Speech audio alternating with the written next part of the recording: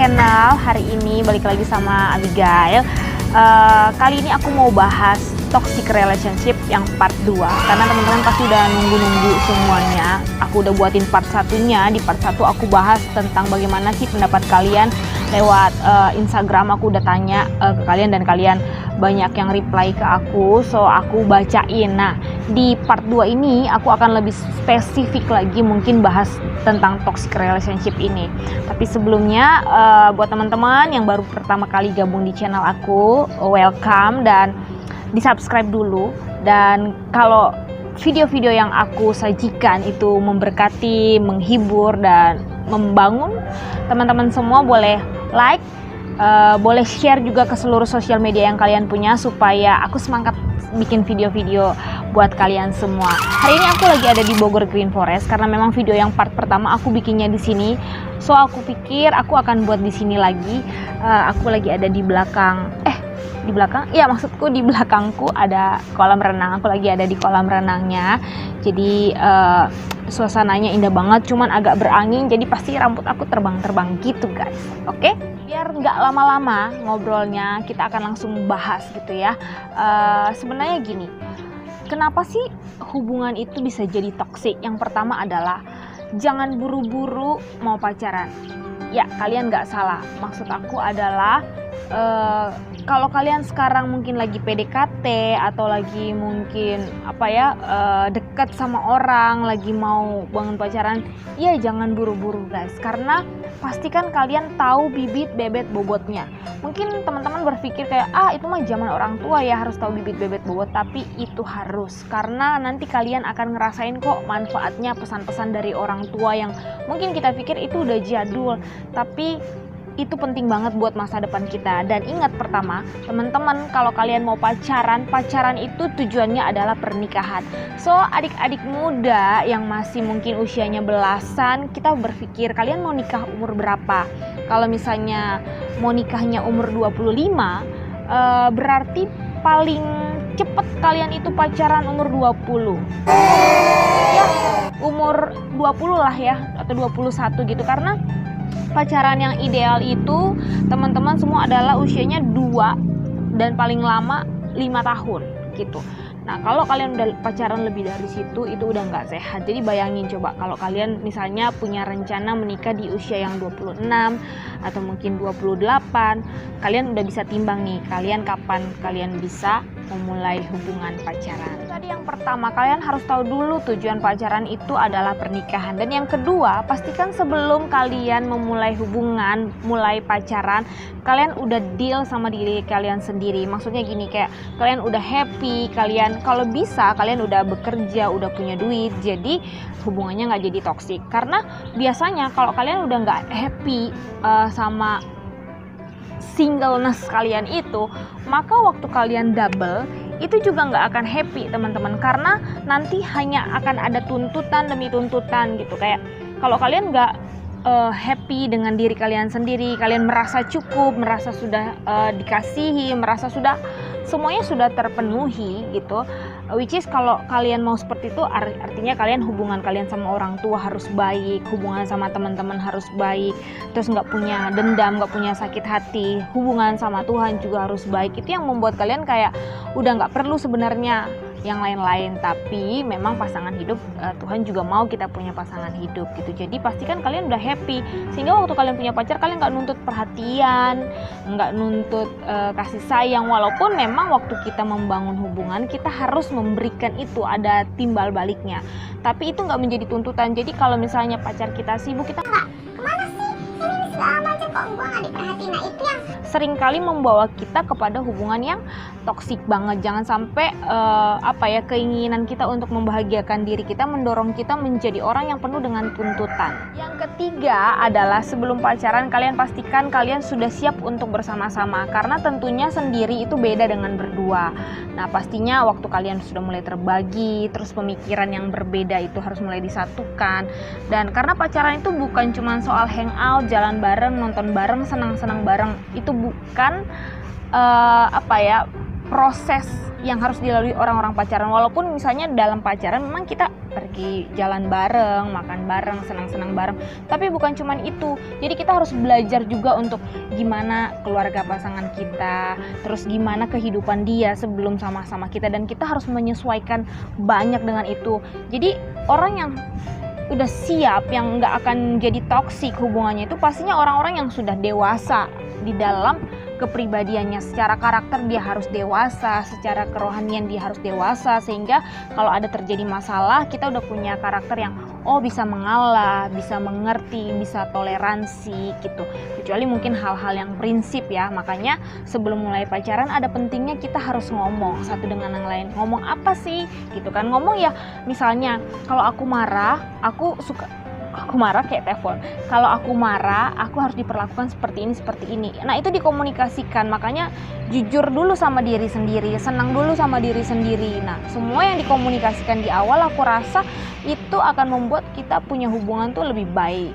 Jadi semuanya dikomunikasikan gitu kan, karena berdua misalnya gini, pacar kita itu suka main game. Nah, itu harus dikomunikasikan dari awal, karena waktu kita berdua kita harus terima dia yang seperti itu. Nah, makanya kalau nggak siap untuk bersama-sama jangan memulai hubungan pacaran. Jadi depan komunikasiin, misalnya aku tuh nggak suka kalau kamu main game, atau misalnya aku bisa sih kamu misalnya main game, tapi kalau aku panggil jangan dicuekin, kalau aku chat jangan sampai lupa balas gitu ya.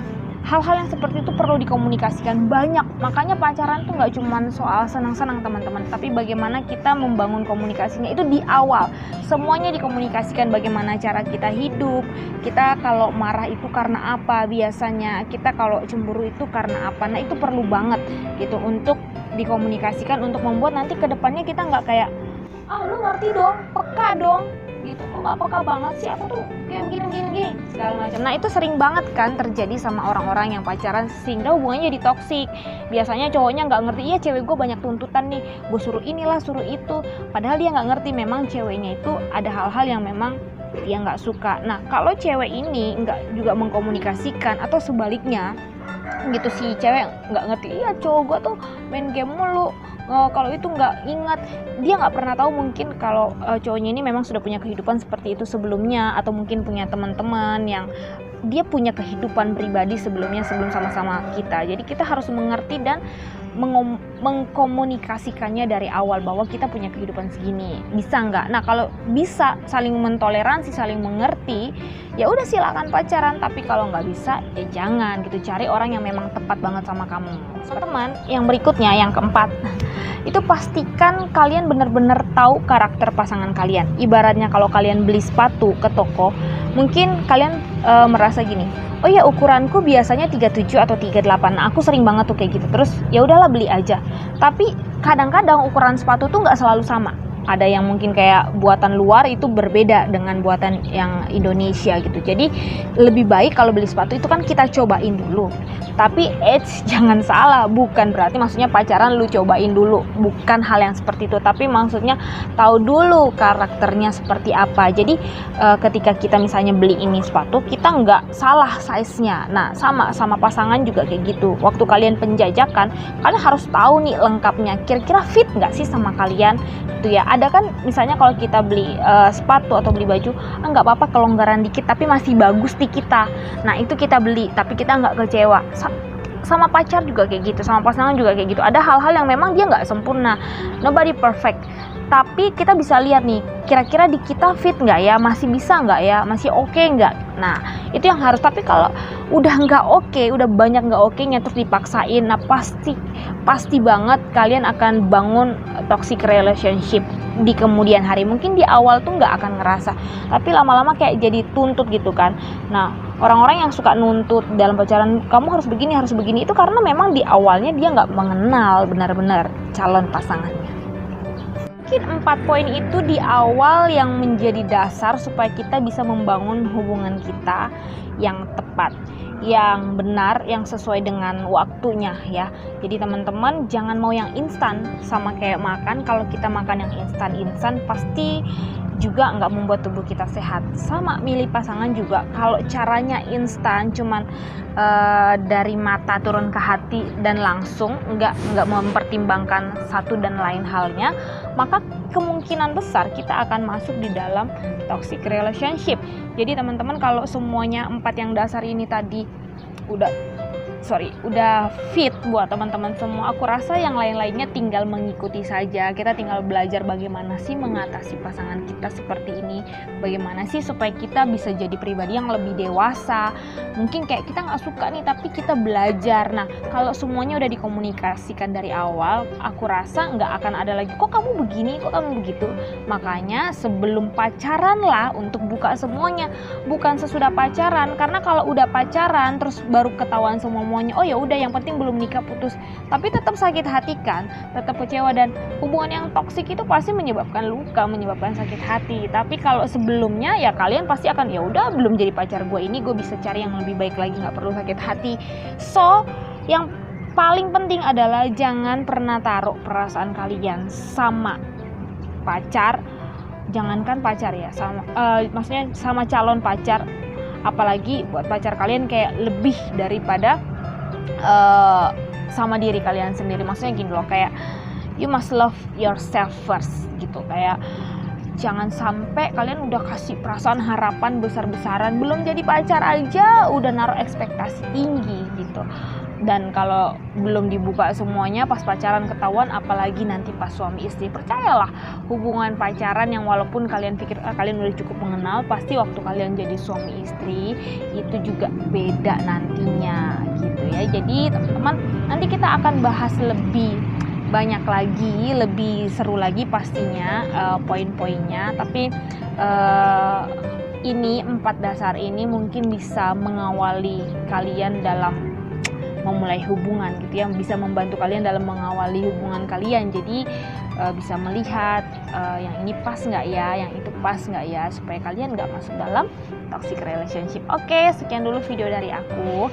Nanti aku akan upload video berikutnya yang part 3, dan aku rasa nanti di part 3 akan lebih ke kasus-kasusnya ya teman-teman, karena di sini udah bahas kan. Yang pertama aku udah bahas teman-teman punya pendapat seperti apa, terus di video yang kedua aku juga udah bahas gimana sih awalnya kita bisa masuk dalam toxic relationship gitu kan, dan gimana seharusnya sikap kita, gimana caranya harusnya memulai hubungan yang benar, yang gak toxic.